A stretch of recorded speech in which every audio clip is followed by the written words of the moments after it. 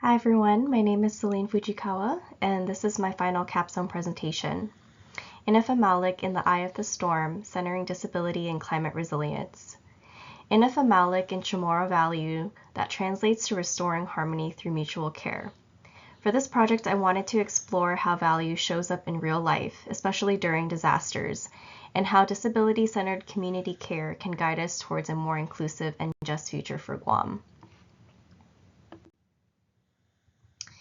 These two pictures capture the heart of what inspired this project. On my left, my mom is holding me as a baby the day after Super Typhoon Paka devastated parts of our island. On the right is with me and my grandma, who I cared for when I was 16, and she used a wheelchair. She loved to go out, to go to church, to see her friends, but we lived in a village with no sidewalks. So I had to push her in a wheelchair down the road, dodging speeding cars. I remember thinking the barrier was never her disability, it was the lack of infrastructure that supported around us.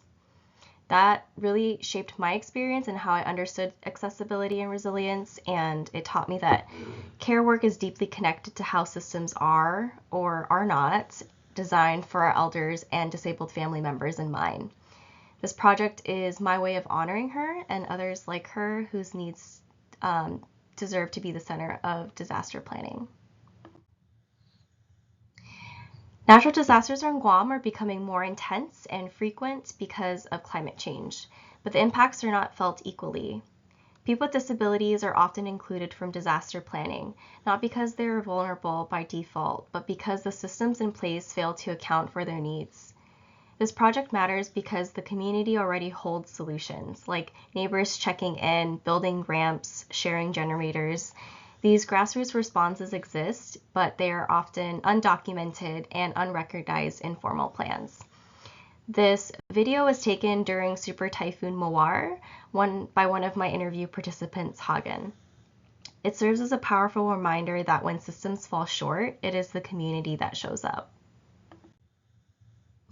This project asks two core questions. First, what stories might disability-centered community organizations in Guam share about disaster management? And second, how can a storytelling approach inform more inclusive, equitable, and responsive systems? For this project, I used storytelling-centered approach that began with dialogue-based interviews, which are open conversations that allowed participants to guide the narrative. I combined this with narrative and participatory research methods to center lived experiences. I also conducted a limited policy review to understand what official plans existed and where they fell short. Finally, I used thematic analysis, not line-by-line coding, but by listening for patterns, values, and shared reflections that emerge across all of these interviews. So this is Hagen, who is a disability advocate and grassroots responder. She told me a story that really stayed with me about how Typhoon Mawar got a call about a man who was in a wheelchair whose driveway was blocked by debris. His relatives were off island and the buses to the emergency shelters couldn't reach him because the roads were flooded. So Hagen and a group of volunteers pulled together a last-minute evacuation themselves. She said, "It reminded me that our real safety net is each other."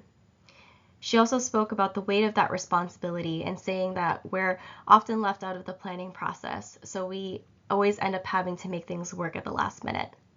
Her story reflects what many on Guam already know, that systems may fail, but community steps up. And my interview with Alex was incredibly moving. He was a disabled veteran who once faced homelessness, and his story reminded me about how deeply community shapes survival in Guam. He said, when you're disabled and have no income, even your island sometimes can feel like it's closing in on you. But instead of being broken by that system, he became someone who helps others now find a way through the mess. After Typhoon Mawar, it was not the government who saved a woman in a shelter with failing oxygen machine, it was the community. One man borrowed a generator, another ran for gasoline, and Alex's wife, a nurse, checked on her. That's how it works here. It's not the government that saves us, it's each other. He also shared moments of post-typhoon solidarity. My neighbor had a gas stove and he cooked for the whole street. Nobody sat around waiting for FEMA, we just handled it. Alex's words echoed what I believe this project is all about, Don't be afraid to lean on your community. If you don't have one, build one, because we don't survive alone. This interview reminded me that resilience in Guam is not about bouncing back alone. It's about how we show up for one another over and over again. Mariana is a social worker who's been on the front lines of navigating systemic gaps for years. Before Typhoon Mawar, she worked with mayors and community members to organize transportation for people with disabilities who had no family support. We knew we had to act fast, she said. It was the neighbors, the churches, the mayors, that's who showed up. After the storm, she and her team went to village doing wellness checks since communication lines were down. They had to piece together who was okay and who still needed help. She also emphasized progress.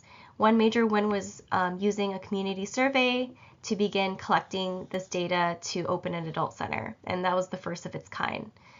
Before, we had nothing, no data, no reports, and now we're actually collecting data.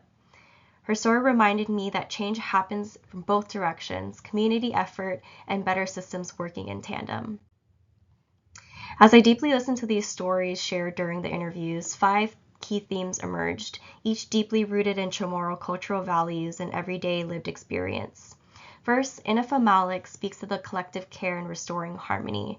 Time and time again, people described how neighbors, cousins, and volunteers stepped up, not out of obligation, but because that's how we care for one another.